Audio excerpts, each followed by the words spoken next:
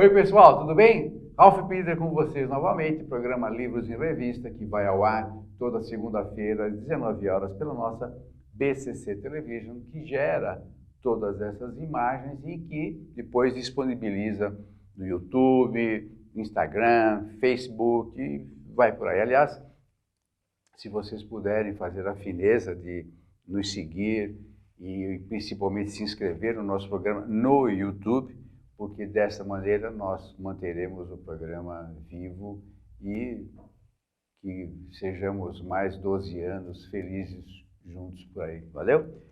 Sempre temos o firme propósito de levar até vocês um bom entretenimento com um elevado teor de cultura. Desta feita, uma cultura absolutamente diferente. Para mim foi um choque muito interessante. Eu digo choque porque realmente era um assunto que eu via quando garoto na escola, assim, quase que en passant, e agora, depois do adulto, vem uma menina, uma professora de mais alto estirpe, mostrar para a gente um assunto que, como eu falei para ela há pouco, infelizmente a gente não ouve muito. Trata-se de um assunto indígena, como é que os nossos índios aparecem nos cinemas. Ao meu lado direito, professora Laís Alves Sanches, historiadora, professora de História, naturalmente, de ensino médio e fundamental, que eu acho de transcendental importância. Você levar esses assuntos para a tenra idade, que é que naturalmente serão os formadores de opinião do futuro e quanto mais bem formados eles estejam hoje, menos imbecis nós teremos. Assim é. Exato. Então, dentre tantas as outras expertises que essa menina tem, é mestre em História Social. Editou, como eu estava falando para vocês, olha o livro dela, Ensino de História Indígena através do Cinema, uma experiência pedagógica pela Brasil Publishing.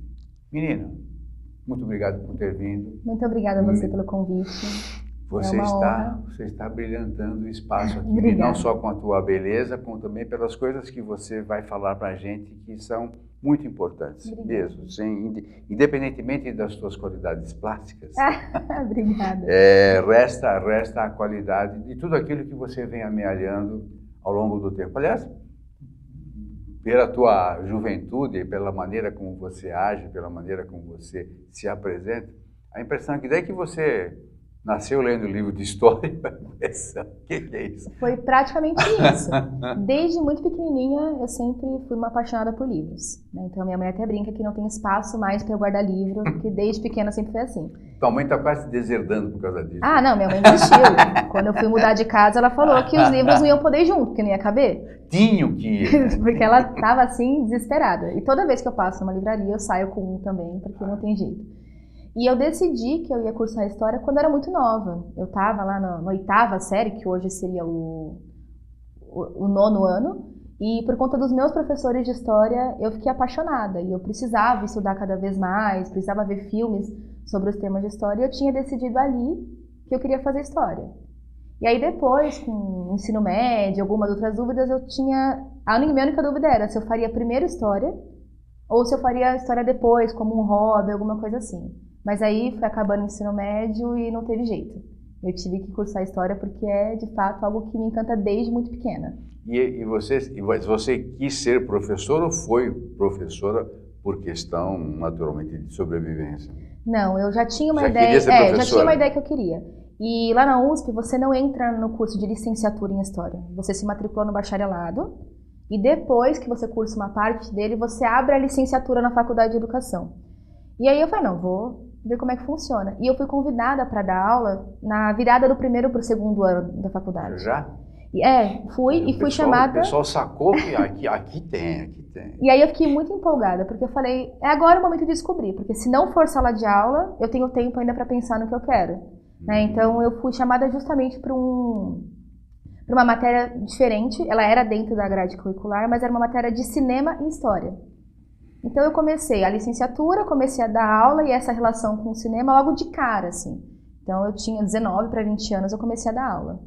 Então o cinema e a história sempre estiveram junto, assim, da minha vida, da minha formação toda. Você é cinéfila também. Ah, adoro, não tem como. Então, E quando eu entrei para dar aula, foi assim algo que na hora eu já decidi, eu quero dar aula. Tanto que até hoje eu não consigo me imaginar fazendo nenhuma outra coisa que não seja dar aula de história. Está na gente isso, né? E foi o que você falou, o ensino básico.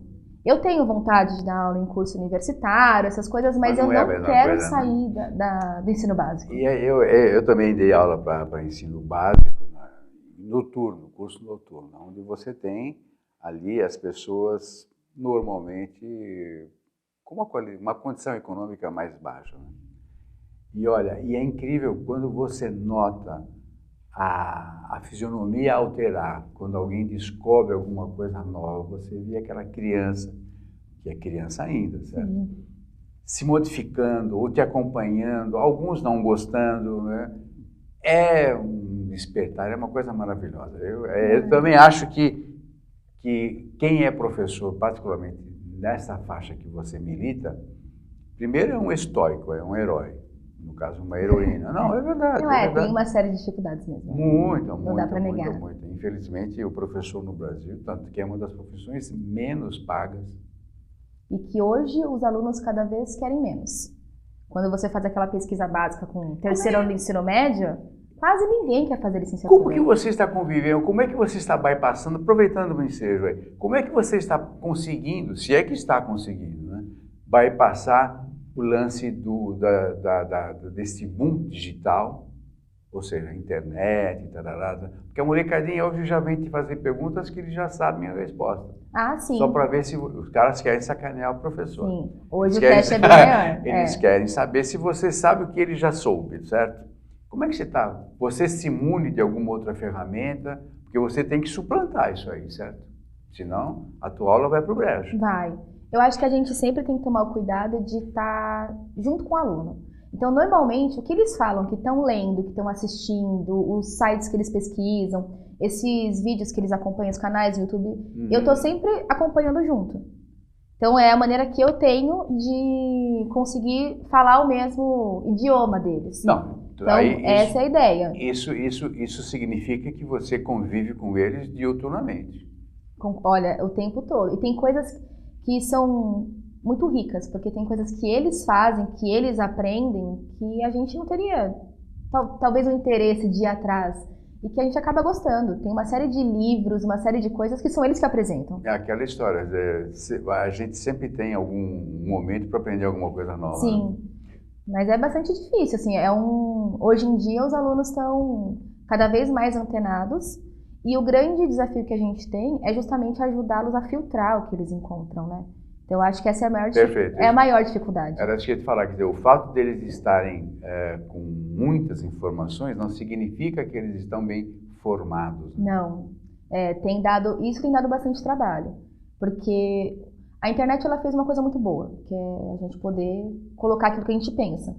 Mas, ao mesmo tempo, ela não te limita, né? Ela te dá qualquer um. Coloca qualquer coisa. Vem um monte de joio no trigo, né? Então. Você é que tem que ter a capacidade de filtrar o que é bom e o que não é, mas é difícil esse filtro. Difícil. E as crianças hoje, a gente tem aquela impressão de que elas nascem sabendo usar a internet, nascem sabendo usar o computador, mas elas não sabem. Elas são, assim, hoje é uma juventude de rede social. Ela sabe usar a ferramenta. Ela sabe usar o aplicativo, ela sabe postar as coisas, mas eu tenho sentido uma dificuldade de fazer pesquisa com os alunos, por exemplo. Coloca eles na frente do computador para fazer uma pesquisa, eles não sabem. Por quê? Qual é a dificuldade? Eles querem tudo na mão. Então, eu tenho aluno que às vezes pesquisa alguma coisa, tá no Google e coloca a informação que ele quer. E ele fala rapidamente, não, eu não encontrei, não tem nada na internet que trate desse assunto. Eu falo, mas tem lá 1 milhão de resultados. Eles não sabem procurar, eles querem que alguém traga uma coisa pronta. O lance da palavra-chave, é isso? Eles não conseguem. Eles acham que no primeiro momento que eles abrem lá aquela página, tem que ter a informação que ele quer inteira. Com a frase que ele pesquisou, com uma informação pronta. Que é o que os vídeos trazem para eles. Essas informações mais rápidas trazem, né? Eles querem ler 3, 4 linhas e querem ter uma informação. Mas você sabe que, eu vou te dar uma notícia que não é muito alentadora. Isso a gente vê com adulto também. Também. E eu sou jornalista, naturalmente milito com jornalistas e tal. E se eu tiver, isso aí é o tempo todo, hein? Se eu tiver que fazer 2 perguntas para uma pessoa só, Eu tenho que mandar 2 e-mails. Se eu fizer 2 perguntas no e-mail, só responde uma só. Porque as pessoas são muito céleres, estão muito ligadas. Tudo é muito rápido, Tudo é né? muito rápido e tem que ser rápido, porque senão o que vem atrás me atropela e tal. Então, como vai, tudo bem? Como é que está a sua mãe? Já era. Já era. Já. A mãe não tem notícia nenhuma. E na educação não dá para ser assim, né? A educação tem o seu tempo. A aprendizagem tem o seu tempo. Mas né? você E não o acha que a aluno... gente tem... Desculpe. Você não acha que a gente tem também que se adaptar a isso? Sim, eu acho. Eu acho. Tanto que uma parte da pesquisa, do que gerou o livro, foi isso. É a gente entender que hoje o aluno, ele está muito permeado pelo audiovisual, pelas mídias. Então ele busca muito mais fácil um filme, uma série que trate do assunto que ele quer, do que sentar e ler um livro. Até porque eu sou um leitor, você também. Mas convenhamos que ver um vídeo é muito mais interessante. Sim. Além de ser muito mais cômodo. Sim, é mais rápido, é mais agradável muitas vezes, né? Então... Claro, lógico, não cansa a vista, né? Então, sim. Aliás, como é que surgiu a ideia desse livro, um título tão inóspito, tão diferente, afinal? É que desde que eu comecei a dar aula, eu tinha essa relação com o cinema. E eu comecei a perceber que todo filme que eu assistia, eu queria levar ele para a sala de aula. Então eu via alguma coisa e ficava, nossa, os meus alunos vão aproveitar isso. Perfeito, compartilhar. Eu precisava, então eu achava que tudo cabia e que eles precisavam também assistir aquilo. E quando eu terminei a graduação e eu queria começar o mestrado, eu tinha essa ideia de trabalhar o cinema e o ensino de história, porque eu já vinha trabalhando com isso desde que eu comecei a dar aula. E a pesquisa começou só com esse tema, era para fazer a relação entre o que tem no cinema e aquilo que pode ser usado no ensino de história. E aí, no meio do caminho, eu me frustrei, porque, na verdade, já tem uma série de trabalhos sobre isso, e eu percebi que, no final, eu ia produzir algo mais do mesmo, porque tem muito manual de como usar o cinema na sala de aula. Mais um para ficar e a gente tem, assim, professores... Tem um professor lá da Universidade de São Paulo, que é o Marcos Napolitano, que ele tem um livro maravilhoso, que o título é bem esse, né? Como usar o cinema na sala de aula. E não dá para fazer um trabalho parecido com isso. E bem nesse momento da minha frustração, teve uma oficina lá na universidade em que uma doutoranda na época, hoje doutora em cinema, foi apresentar um filme pra gente. É uma indígena, Terena, a Naine Terena, e ela foi apresentar um filme chamado Terra Vermelha. E eu fui assistir, porque vai cinema, vamos ver como é que funciona. Eu saí de lá apaixonada pelo filme. Até hoje, quando me perguntam assim, fala os seus filmes favoritos, o Terra Vermelha ele sempre tá. É um filme muito bonito. E como ela apresentou, ficou muito mais forte a sensação do que os indígenas... Deve ter dado detalhes da cinematografia toda. O filme ele fala de uma disputa de terras, de um grupo de Guarani Kaiowás, Mato Grosso do Sul, que queria recuperar a sua terra, mas que naquele momento já tinha virado uma fazenda. E mostra como que os fazendeiros, eles atacam esses grupos indígenas. E aí no filme mostra um monte de cena muito difícil, indígenas sendo assassinados, avião passando e jogando veneno em cima dos acampamentos. E você olha aquilo e você fala, tá, é ficção. Só que na hora que ela começou a conversar, ela começou a contar coisas que tinham acontecido com a comunidade dela. Mais do que está no filme, né? Sabe, e contando histórias de crianças que estão em ônibus escolares e que, de repente, aqueles ônibus sofrem uma ameaça, né, explodem ou são atacados, e que realmente essa história de jogar veneno em cima dos acampamentos é verdade. Isso eu nunca tinha ouvido. Então a gente não escuta. Você está me dando uma notícia de primeira mão. Não, e isso que me deixou assim, eu falei, nossa, a gente tem um material enorme aqui e a gente não tem acesso. E tinha a lei, que já estava me incomodando um pouco, a lei lá 11.645, ela é de 2008, e ela trata da obrigatoriedade. Tem que trabalhar a temática indígena em história, literatura e arte. Que não está acontecendo. E até hoje não acontece muito. O que acontece é assim, você abre um livro de história, ele cumpre a lei. Tem lá no comecinho da História do Brasil o clássico capítulo que normalmente chama O Brasil antes da chegada dos portugueses. Aí tem lá uma página... Eu sempre chamo isso de invasão. Então, é uma invasão. Claro. E aí tem lá uma página, 2, que fala um pouco sobre como são as populações indígenas, de maneira muito genérica. Então eles cumprem a lei. Mas a gente não tem uma formação muito forte na temática indígena. Mesmo lá na USP, é uma coisa muito recente, essa formação. Então, até que a minha orientadora, há uns anos atrás, ela deu um curso sobre a temática indígena, e quando ela perguntou para os alunos por que eles falaram, porque a gente não sabe nada. E você não saber nada sobre matemática dentro da Universidade de São Paulo é um indício de que realmente a temática ela é pouquíssimo trabalhada. E eu assisti esse filme, comecei a ficar entusiasmada, queria ver outros filmes. Eu já tinha assistido um grupo de cineastas indígenas produzindo, né, os seus próprios filmes, uma certa vez, e eu falei, nossa, eu preciso levar isso para a sala de aula. Preciso levar o filme de ficção e eu preciso levar o filme produzido pelos próprios indígenas. E aí eu comecei a elaborar um jeito de traçar uma metodologia para levar para a sala de aula. Aí eu conversei com a minha orientadora e falei, olha, eu quero mudar, eu não quero trabalhar o cinema de maneira genérica, eu quero trabalhar a temática indígena. Que na hora ela ficou feliz, que é um dos temas dela de pesquisa, e a gente foi atrás.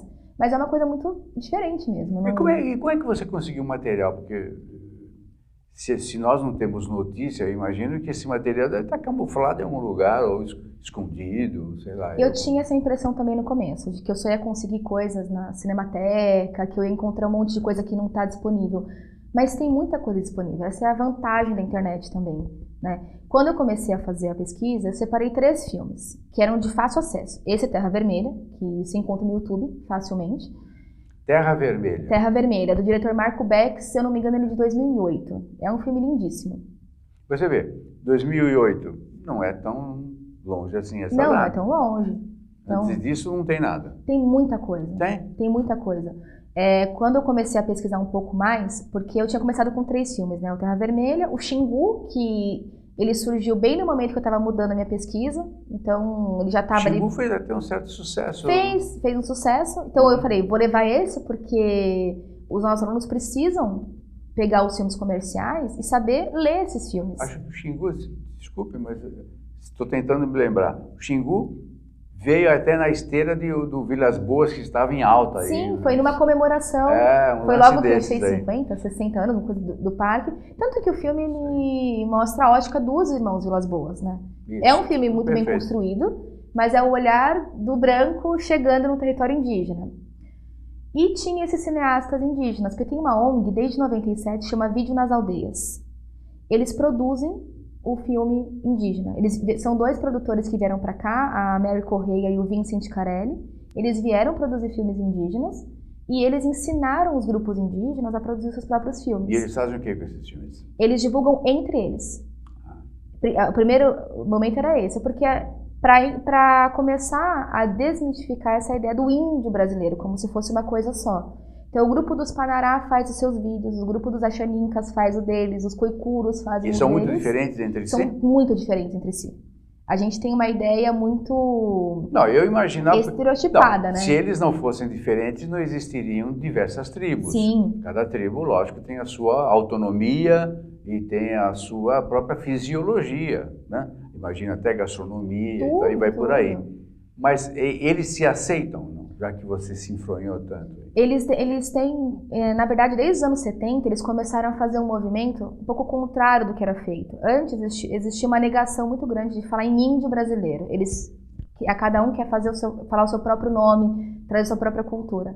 Eles perceberam que se eles se juntassem, eles conseguiriam dar uma visibilidade maior para a causa indígena. É mais fácil uma causa indígena do que uma causa kaiowá, do que uma causa, né, de um grupo só. E aí eles começaram a usar esses vídeos para, primeiro entre eles, veicular quais são as suas diferenças. E esse projeto, a gente não tem muita noção disso, eu acho que a maior parte das escolas não tem. Esse projeto ele foi disponibilizado para várias escolas. As escolas que quisessem adquirir esses DVDs que eles produziam, tinham que entrar em contato com a ONG e adquirir, as escolas públicas. Mas isso não é veiculado. Então, um monte de escolas não tem acesso a isso. E outra, você precisa despertar o interesse da escola.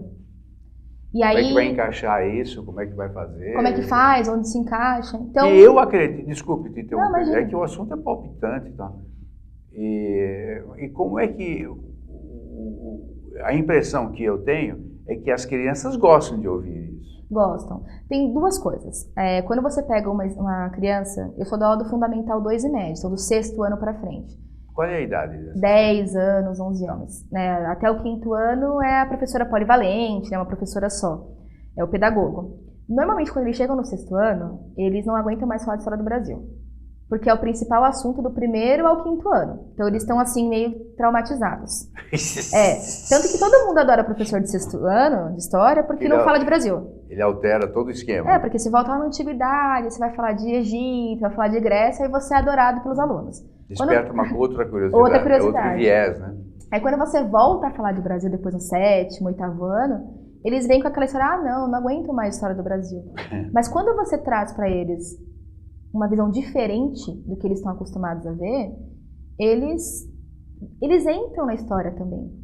Uma coisa maravilhosa é você mostrar para alunos de 6º, 7º ano vídeos produzidos pelos próprios indígenas. Não, e tem um lance mais interessante que eu acho, que eu me sentia, quando criança, faz tempo, mas eu ainda me lembro um pouquinho. Eu me sentia meio que manipulado pelas informações. Eu já me sentia manipulado naquela época. Hoje, eu não tinha tantas informações, assim, digamos, ao redor, né? Hoje, que as crianças têm acesso, tem criança de 5 anos que pega uma fotografia fixa, essas normais, do meu tempo, e ficam fazendo assim, para ver o que tem atrás daquela. Sim. Então, hoje a criança tem muito mais informação. Não está tão afeta, tão sujeita à manipulação. Na minha época, o professor falava, era isso. Que aceita. Hoje o professor fala, deixa eu ver se aquele desgraçado lá falou isso mesmo. Sim, eles vão atrás. Vai atrás e tal. Então, quando você traz um vídeo de um indígena, ou então você pega um livro igual o teu, que traz aqui, embora crua, mas uma bela de uma verdade, opa, é outra coisa. É outra coisa. É outro universo. Então, talvez aqui eu encontre algo que possa me satisfazer ou que pelo menos vá me agregar algo de bom, porque realmente aqui o que eu estou vendo é uma manipulação. Eu fiz o trabalho, né? Uma das partes era levar o cinema para a sala de aula, porque a minha hipótese era de que daria certo. De que se eu trabalhasse com cinema de temática indígena na sala de aula, eles iam conseguir olhar o tema com outro olhar mesmo. E a minha grande intenção era que a gente, pelo menos naquele grupo ali de alunos, tirasse a imagem estereotipada do indígena brasileiro. Porque hoje, quando você pergunta para as pessoas, primeiro que muita gente acha que não tem índio no Brasil mais. Nossa, tem índio aqui em São Paulo, tem. em Santo Amaro, né? Ou que, não, esse índio de agora não é tão índio assim. Sim, mas nós temos, chama quilombola ou não? Não, quilombola é dos ex-escravos mesmo. Ex-escravos, né? Também tem comunidade quilombola. Também tem. Então, o que eu estava falando para vocês era que nós temos uma comunidade indígena num bairro aqui em São Paulo chamado Santo Amaro, zona sul aqui de São Paulo. Os caras estão lá numa boa. Então, só que se você perguntar para muita gente, já que ele está com roupa igual a nossa, ele fala português, ele trabalha, ele pega ônibus, ele frequenta a escola, ele não é índio. Para muita gente ele não é índio. Então a gente tem essa ideia de que o índio só é aquele índio que está no meio da mata, pelado, com o rosto pintado, que não entende o que a gente fala. E não é verdade. Então, o nosso aluno, né, ele precisa entender que o Brasil sofreu um processo de transformação histórica de mais de 500 anos. E que é óbvio que esse índio, que estava espalhado por todos os lugares, ele teve que acompanhar esse processo. Então, ele está na cidade, ele está frequentando a faculdade, ele está se transformando em mestre, em doutor. Fazendo cinema, ele está na política, porque a gente tem representantes indígenas no Congresso. Porque também não teve outra possibilidade. O índio ele vai viver isolado? Se a gente ocupou todo o território? Sempre foi sacaneado o índio, né? Olha, em todos os lugares do mundo, né? Sim. Poxa, eu estava ouvindo esses dias a história dos Estados Unidos. É um massacre completo. Massacre, você usou o termo correto. É um massacre completo. Uma sacanagem, nossa, que coisa horrorosa isso. É uma disputa de forças desiguais, né? Muito desigual, muito. Como é que você chega aqui com cavalos, com arma de fogo, com uma série de doenças, porque os organismos são diferentes, e você encontra um grupo que está tranquilo, achando que nada vai acontecer. Você vê nas Américas, né? No Peru, em línguas espanholas. Né? Bom, e no teu livro, então, que a gente encontra? Estamos encerrando, infelizmente. Então o livro ele tem 3 partes. Tem uma parte muito acadêmica, que é a parte da discussão da inserção do cinema na história e no ensino de história. Então, como que a gente pode usar esse material, né, dentro das aulas. Tem uma discussão sobre as representações indígenas, tanto na literatura quanto no cinema, porque se a gente observar, tem uma infinidade de filmes sobre a Iracema, por exemplo, baseada no Alencar.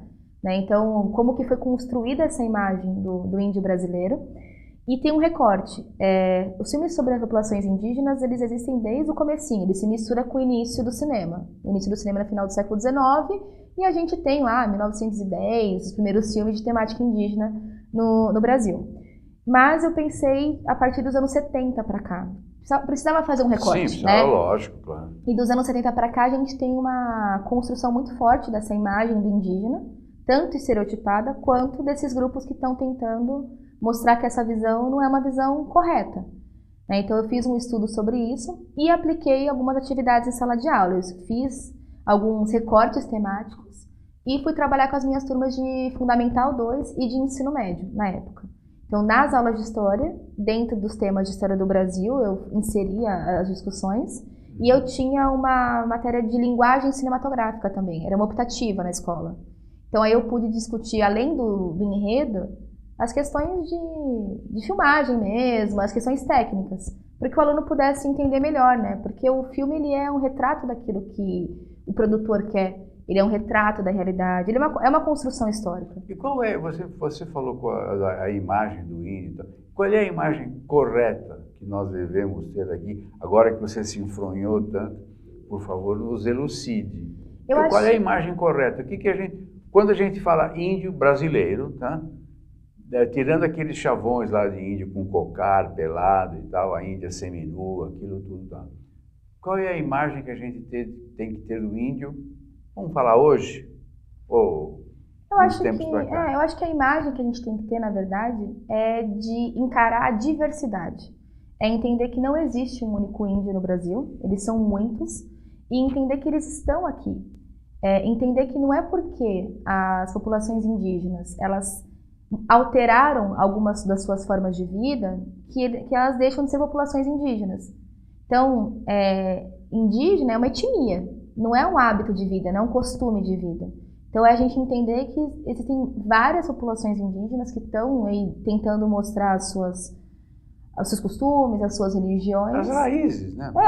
E a gente respeitar essa diversidade. Perfeito. Então, não olhar com preconceito com relação a essas populações indígenas. Que é indolente, vagabundo. A imagem que é preguiçoso, né, que não gosta de trabalhar. A gente tem que entender que a nossa lógica capitalista não é uma lógica que existia dentro das populações indígenas, né? Não faz sentido para aquelas populações. Bom, então você, pelo que eu vi, o livro é sensacional. Que bom. Tem uma gama de informações que a gente realmente boiava ali, não tinha jeito. Você acha que é um marco? Eu sei que isso é uma pergunta para quem é modesta como você, não se faz, mas eu entendo que do modo como a gente vislumbra o ambiente indígena, como a gente encara a situação indígena principalmente, e algumas bobagens que vem falando por aí, eu acredito que o teu livro é um marco, um divisor efetivo, ou seja, sem ironia. O índio antes e depois do livro da Laís. Eu acho que dá para a gente pensar no sentido de que a intenção do livro é ajudar o professor de ensino básico a inserir a temática na aula dele. Então, eu acho que nesse sentido pode ser pensado dessa forma, de ser um divisor, porque a gente não tem tanto tempo. É ilusório falar. A gente tem que falar assim, o professor tem que estar em constante formação. Tem. Só que exige um tempo para você se aprofundar em determinadas temáticas. E não só tempo, grana também. Grana, né? Uma série de coisas. Então, quando eu fiz a última parte do livro, ele é de sinopses didáticas. Eu elaborei uma sinopse para o professor, para que ele lesse ali, eu ouvi falar do filme Iracema, uma transamazônica. Ele tem lá uma descrição do filme, e quais são os recortes que ele pode usar. E o pior é que agora transa.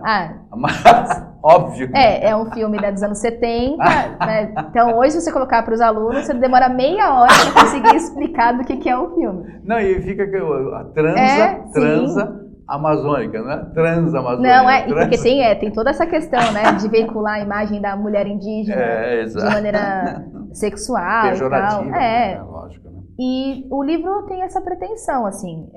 O meu objetivo é que ele não ficasse dentro da universidade. Então, quando eu aceitei o convite para publicação, foi com essa intenção. Eu queria que os professores lessem aquelas sinopses, porque eu sei que não dá tempo de você sair assistindo um monte de filmes para daí decidir o que você vai trabalhar, e que encontrasse ali alguns caminhos de trazer a temática de uma maneira um pouco mais discutível para a sala de aula. Uma coisa é você apresentar para o aluno uma história do Brasil, do passado e recente, de forma dada. Outra coisa é você colocar a molecada para assistir um filme produzido pelos próprios indígenas, um filme global que seja, trazer um livro para ele ler, um texto, um material didático, e ele construir a imagem, né? Ele entender o que está sendo feito ali. Impactar, assimilar e discutir, né? Descobrir, né? Eu tenho vários alunos que falam, nossa, mas eu nunca imaginei que o índio pudesse produzir um filme. Porque tem aquela história da capacidade, tem a história do, o índio não pode ter acesso à tecnologia, imagina, índio com celular, índio com câmera. E quando eles escutam os próprios indígenas fazendo as divulgações do porquê que eles produziam os filmes, eles ficam maravilhados, porque tem um dos filmes que eles explicam lá dos Panará, e eles falam, os brancos têm filmes sobre as suas histórias de guerra, os brancos têm os filmes sobre a sua nação, por que a gente não pode contar as nossas histórias? A gente também está aqui para isso. Não é nem poder, é dever. Né? E aí os alunos ficam assim, é uma coisa óbvia, mas o óbvio também precisa ser dito às vezes, né? Claro. Então as crianças ficam, nossa, eles têm todo o direito do mundo de... mas para criança não é tão óbvio, porque se os pais não falam... Sim, e a gente tem uma cultura que nega, né? Se a gente analisar toda a história indígena no Brasil, o índio ele tem um lugar muito claro, que é o passado. É como se o índio não existisse mais. E foi uma escolha histórica nossa, que não dá tempo da gente aprofundar, mas foi. Desde o Brasil Império, a ideia é assim, não temos mais índio no Brasil. É como se ele fosse apagado mesmo. Não só índio, né? Tem toda uma gama de minorias, minorias aí que a gente apaga e não quer ver, né? Passa do lado e tal, fica cego. Bom, menina, infelizmente... Tá ótimo. Infelizmente mesmo, o tempo acabou. Mas muito obrigada, viu? Você não tem nada que agradecer. E olha, nós te desejamos mesmo muito sucesso. Obrigada. Que você continue assim, pertinaz, bastante forte, sempre em busca da melhoria das crianças que você vai se deparar, porque todo ano você tem uma turma nova, né? Quantos alunos você tem? Olha, hoje eu tenho uns 400 alunos, de 6º e 7º ano. Você sozinha? Mas você, pelo visto, gosta, né? Eu adoro. Você ainda tem bastante garra para isso? Tenho. Foi o que eu disse, eu não me imagino fazendo outra coisa. E aí, tem essa história, né? Cada ano você recebe alunos diferentes. O professor, muitas vezes, não vê o resultado final, né? Da formação daquele aluno. Você já está com a varinha gasta ou... A gente vê ali, aquele ano, aquele aluno. Mas aí, quando a gente tem a oportunidade de encontrar ex-alunos que estão aí na vida, que estão fazendo uma série de coisas bonitas para o mundo... O cara lembra, né? Nossa! E aí vem todo aquele retorno, aquela gratidão que o professor precisa. Né? E acabou. Isso é impagável. Acabou. Um aluno que chega para você e fala, professora, assisti tal coisa, lembrei de você. Fui discutir um trabalho, eu usei um livro que você indicou. Acabou. Todo aquele estresse que você passa na sala de aula, e às vezes você fala assim, não quero mais. Pagou, né? Acabou. Você renova as energias de novo. Menina, muito obrigada. Muito obrigado. Antes de terminar, efetivamente, com você, quero agradecer ao nosso pessoal da técnica, a Luciana, o Verão, toda aquela turma que leva-nos até você, nessas maquinetas infernais que vocês possuem.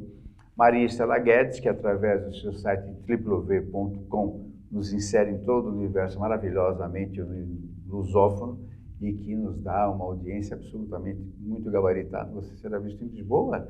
Que ótimo! Em todos os países lusófonos. Muito obrigado. Muito obrigada. Obrigado, você foi uma aula mesmo. Que eu espero que continue assim, bastante profícua e que você venha com novidades aí, com indígenas ou sem indígenas. Quem sabe, né? As portas estão sempre abertas. Obrigada. Para você. Tem bastante trabalho para fazer ainda, né? Tem, sempre. Né? Sempre. E você tem uma arma fantástica, que é a tua juventude. Tem bastante tempo, né? Tem bastante tempo. Que as forças benfazejas te deem bastante tempo e com essa energia toda. Obrigada. Ok, menina? Muito obrigada. Obrigado a você. Pessoal, muito obrigado pelo carinho, audiência, paciência, amizade e tudo o resto. Até a próxima. Tchau, tchau.